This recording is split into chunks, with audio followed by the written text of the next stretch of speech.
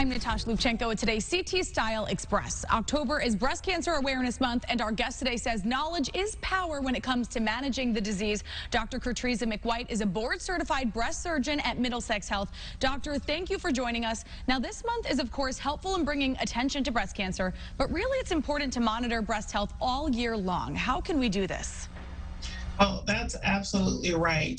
You know, these pandemic times have sort of thrown everyone out of their routine schedule, but I just want to remind your viewers that it's important to be performing your monthly self-breast exams and to begin your routine mammograms at age 40 if you're at average risk, and perhaps even earlier if you have a strong family history or a genetic mutation. Right, so routine screening, so important. And now, what are the signs of breast cancer that women should look out for if they're doing these tests and screenings at home? So the most common signs will be a lump that the woman can feel, a lump that was not present before. Nipple discharge, in particular, bloody nipple discharge is also potentially a symptom. And skin changes, retraction of the skin of the breast, including the nipple, are signs that should send you to visit with your primary care or your OBGYN. And now some women are more at risk than others. What are the risk factors that we should consider as well?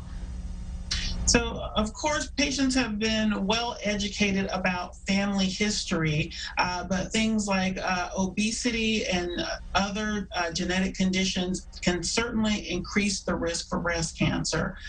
In addition, especially in this part of the country, women who are of a certain ethnic background, women who are of Ashkenazi Jewish descent, should pay particular attention to any signs or symptoms. And now talk to me about the Comprehensive Breast Center at Middlesex Health. What is it that you guys do, and what can you provide for patients coming in? So I joined the staff this spring, and I'm really thrilled to be working with the staff here. We offer, of course, breast surgery consultations and genetic counseling, but we also have here at the Comprehensive Breast Center the medical oncologist who might discuss chemotherapy or endocrine therapy with patients, radiation oncology.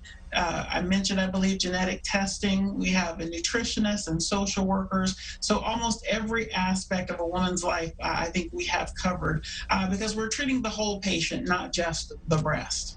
Right, and absolutely a comprehensive center. You guys have so much there. And now I just want to touch on that genetic screening that you mentioned. It's also recommended now as part of the screening process for breast cancer. Could you explain what this is and who should be considering this? So anyone with a very strong family history of breast cancer should be talking to their primary care physician about whether they need referral to a genetic counselor to research that history better. In addition to that sort of history, ovarian cancer, pancreatic cancer, and colon cancer are common with some of the more common mutations that we see.